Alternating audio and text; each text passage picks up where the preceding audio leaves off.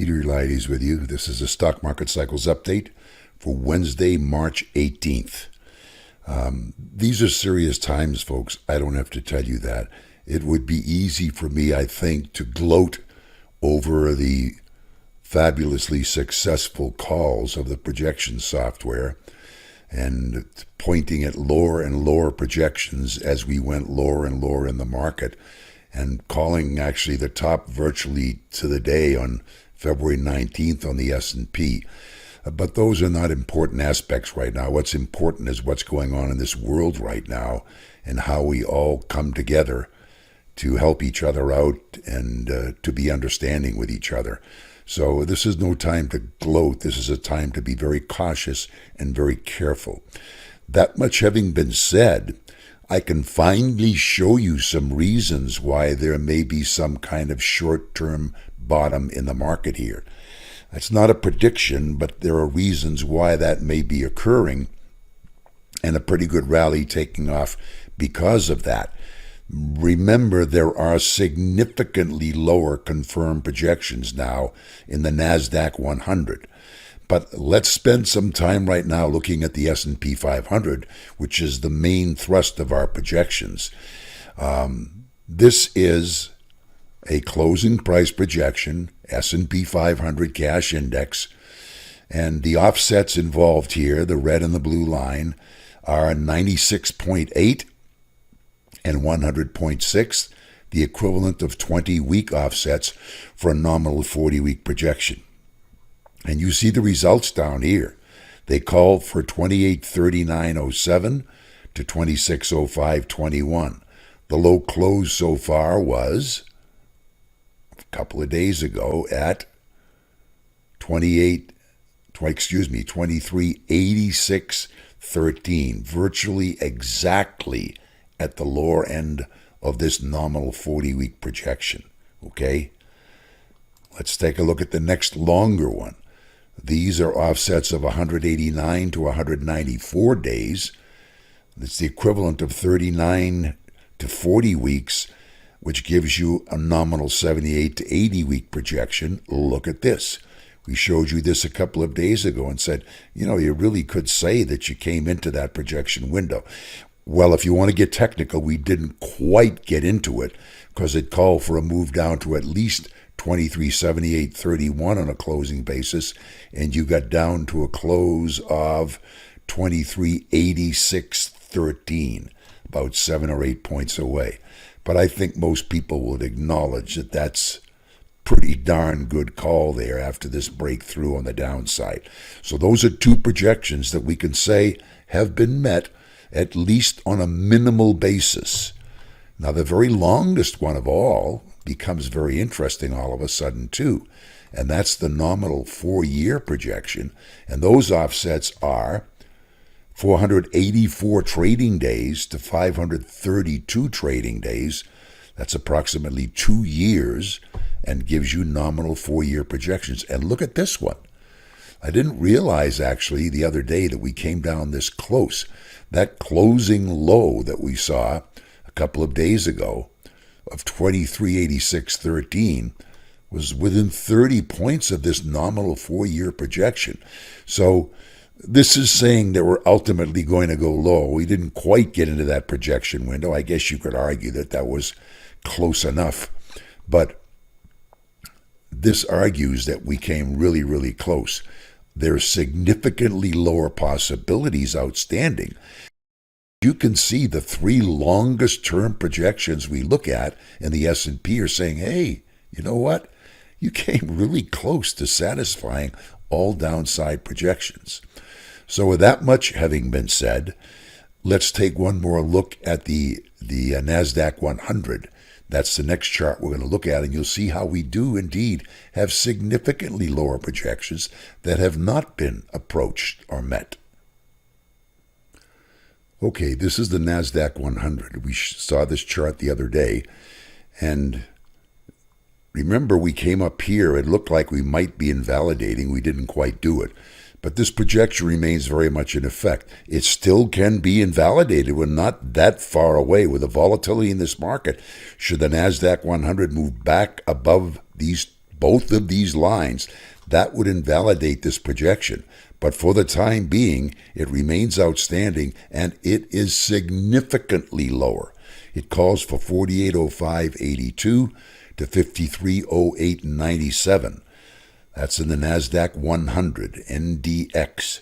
So that projection is very much outstanding, and especially if we get any more weakness coming in here. If we should close below this recent closing low right here of 70.20.38, I would say we may be headed for this right away, but that's really, really extreme.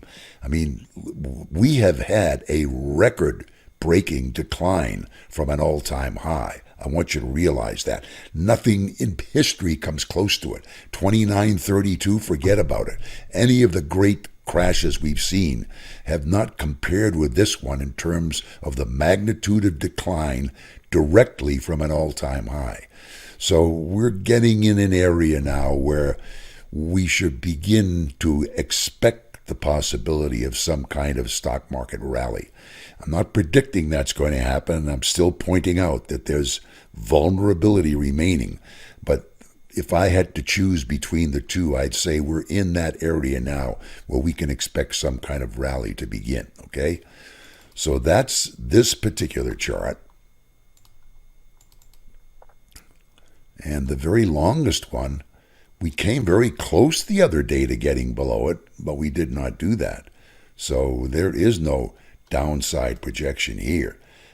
For this one day, I think it went preliminary basis, broke below that red line, and if that had been in effect, it would a significant projection down to 45.43, but we immediately moved back above that, and so that one's no longer in the running, at least for now, unless we get below both of these lines, in which case you're talking about projections all the way down into the 3,000, 4,000 territory on the Nasdaq 100. So is that possible? Yes, it's possible. You can see that from the lines here. But that's not the type of thing I would count on happening right now. The last chart I want to show you it's based on a technical reading on the Dow Jones Industrial Average, and it's simply a daily chart of the Dow Jones Industrial Average on a closing basis. This, by the way, is the 200-day MA. So as you can see, we could have a great bear market rally all the way up between here and there somewhere and still be in a bear market, which I believe very strongly that we are. But look what's happening here with the momentum. This is the RSI reading. And on a brand new low today, look where the RSI closed. RSI closed at 31.27. This is kind of an ideal setup for some kind of market bottom, because you go to this low, which is a very oversold reading. The most oversold reading occurred way up here, and every one of the lows since then has shown a higher RSI reading, and the last two lows have actually shown lower closes, but higher readings on the RSI. So it's another indication of the possibility of some kind of rally beginning from this area. Okay, the other thing I want to talk about quickly is the trading index. The trading index would have you believe that we're nowhere near a bottom. Important. The 10-day trend today closed around 0.85. Those are the kinds of readings that you see at market tops, not at market bottoms.